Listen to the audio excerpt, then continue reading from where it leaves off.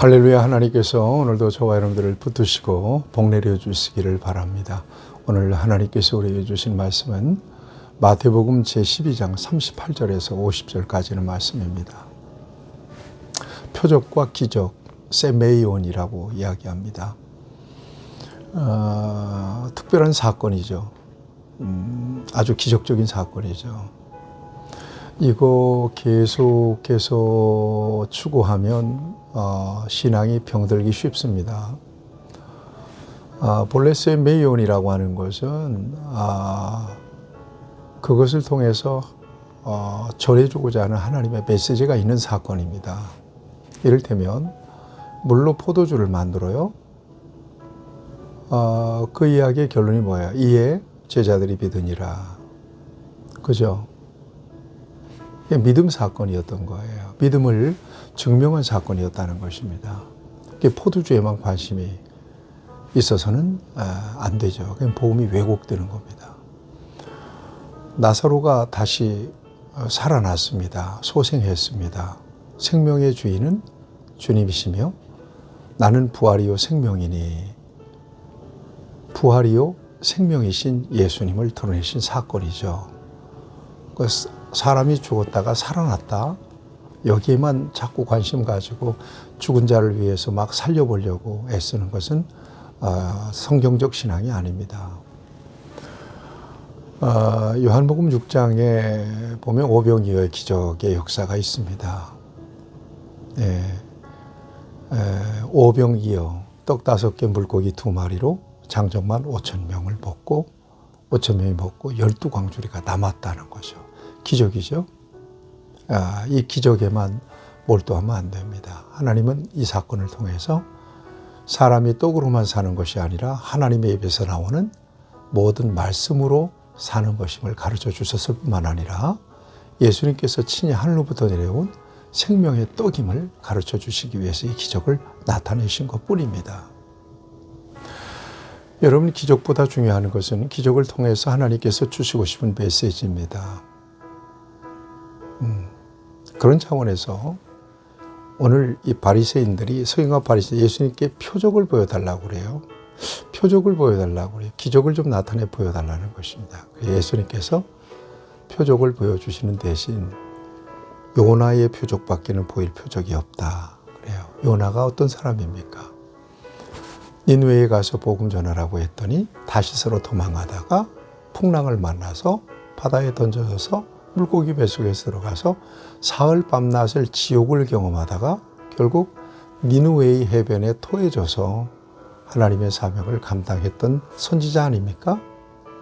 사흘 만에 그가 물고기 뱃속에서 나왔어요. 이게 표적입니다. 이 표적을 통해서 예수님께서 십자가에 달려 죽으셨다가 사흘 만에 다시 살아날 것을 말씀하고 계시는 것입니다. 이게 가장 큰 표적이라고 하는 사실을 예수님은 말씀하고 계시는 것입니다. 여러분, 표적, 가장 큰 표적과 기적이 뭔 줄 아세요? 믿음입니다. 저와 여러분들이 예수님이 내 구주, 내 하나님이신 것이 믿어졌다는 거예요. 그리고 지금도 주님이 우리와 함께 하시고 내 기도를 들으시고 나를 인도하시고 이끌어 주시고 계시다는 사실이 믿어졌다는 게 가장 큰 기적입니다. 다른 기적이 필요가 없습니다. 이게 기적인 거예요. 하나님이, 눈에 보이지 않는 하나님이 살아계신 하나님으로 믿어지는 것. 여러분, 이게 기적 아니겠어요? 예수님께서 41절에 보면 요나보다 더 큰 이가 여기 있다. 예수님 자신을 걸어서 42절에 보면 솔로몬보다 더 큰 이가 여기 있다. 예수님이 누구라고 그래요? 요나보다 더 크고 솔로몬보다 더 크면 누구예요? 예수님이 곧 하나님이신 것을 말씀하고 계시는 것입니다. 하나님께 기적이 기적입니까? 응? 하나님께는 상식이지 그 기적이 아니에요. 우리에게는 기적일 수 있어요. 그러나 하나님께는, 예수님께는 기적이 될 수가 없는 겁니다. 바로 이런 사람들을 일컬어서 예수님께서 비유하신 말씀이 있습니다. 43절 이하에 더러운 귀신이 사람에게서 나갔을 때에 물 없는 곳으로 다니며 쉬기를 구하되 쉴 곳을 얻지 못하고 다시 돌아와 보니까 세상에 집이 깨끗이 비어 있고 청소까지 되어 있어요. 그래서 그 귀신이 강력한 7 귀신을 다시 데리고 들어와요. 그래서 거기에서 그 빈집에서 살아요. 뭐라고 말씀하시느냐? 그 사람의 나중 형편이 전보다 더욱 심하게 되느니라. 악한 세대가 또한 이렇게 되리라. 그렇게 말씀하세요. 앞에서 말씀하신 표적을 보여달라고 하는 바리새인과 사두개인들, 그들의 영적인 상황 형편을 이렇게 표현하고 있는 것입니다. 귀신 7이 들어간 사람들. 여러분, 빈집의 위험성이 있다는 걸 아셔요? 은혜를 받고 예수를 믿었다면 하나님의 은혜로 날마다 채워야 돼요. 영적으로 빈집을 만들면 다시 마귀가 점령합니다. 세속이 점령합니다. 이 사람의 처음 형편이 나중 형편이 처음 형편보다 더하다. 완전히 망가지는 그런 사람들을 종종 봐요. 한때 열심히 썼던 사람들. 영적인 관리가 안 돼 있어요.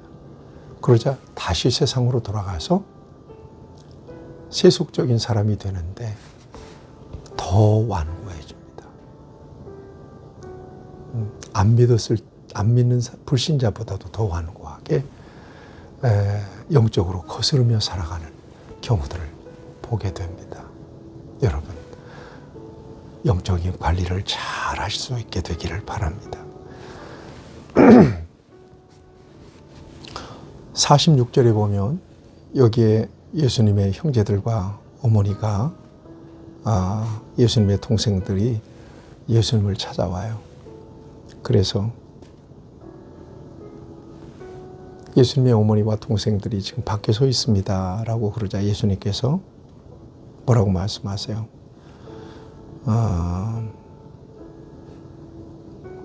누가 내 어머니며 내 동생들이냐 그래요. 가족을 부정하는 말씀은 아니고요. 예수님께서 더 귀한 진리를 강조하고자 하시는 말씀입니다. 뭐라고 말씀하시죠? 내 동생들을 보라. 제자들을 향하여 그래요. 누구든지 50절 말씀에 누구든지 하늘에 계신 내 아버지의 뜻대로 하는 자가 내 형제요 내 자매요 어머니니라 하시니라. 이렇게 말씀하십니다. 하나님의 뜻대로 살아가는 사람들이 하나님의 가족이라고 분명히 예수님께서 밝히시는 것입니다. 여러분, 하나님의 가족으로 사십시오. 하나님의 뜻대로 행함으로 하나님의 자녀로 하나님의 가족으로 살아가는 저와 여러분들이 될 수 있기를 바랍니다. 기도하겠습니다. 하나님께서 은혜 주셔서 믿는 자로 우리를 부르셨으니 진정으로 하나님의 가족으로 살며 하나님께서 주시는 가족의 권세를 충분하게 누리며 살아갈 수 있도록 언제나 온전한 믿음, 성경적인 믿음 위에 우리를 세워 주시옵소서. 예수님의 이름으로 기도하옵나이다. 아멘. 여러분 축복합니다.